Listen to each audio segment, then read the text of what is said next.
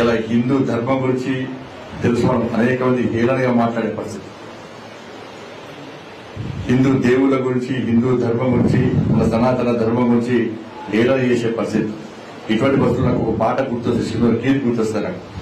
అప్పుడు నేర్చుకున్నవాడికి, ఈ భూమి బిడ్డలం హిందువులమందరం కష్ట సుఖములలోన కలిసి మెలసుంటుంటే బ్రతుకు సుఖమయ్యేనురా, బంగారు కలలన్నీ పండేనురా.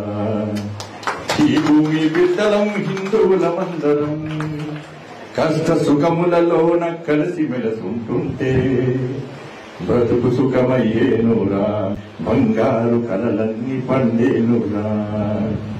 ఉన్నోడు లేనోడు అన్న తేడాలు లేక అమ్మ ఒడిలో బిడ్డలాటాడుకున్నట్టు ఒక తీగ పువ్వులై ఒక పాట మాటలై కష్ట సుఖములలోన కలిసి మెలసుంటుంటే బ్రతుకు సుఖమయ్యేనురా, బంగారు కలలన్నీ పండేనురా.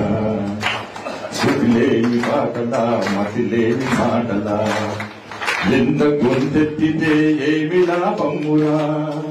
నీటి చుక్కల్లాగా తాటి పూడులాగా నశించిపోకుండా నలుగురితో కలిసుంటే బ్రతుకు సుఖమయ్యేనురా, బంగారు కలలన్నీ పండేనురా. ఈ భూమి బిడ్డలం హిందువులమందరం కష్ట సుఖములలోన కలిసి మెలసుంటుంటే బ్రతుకు సుఖమయ్యేనురా, బంగారు కలలన్నీ పండేనురా.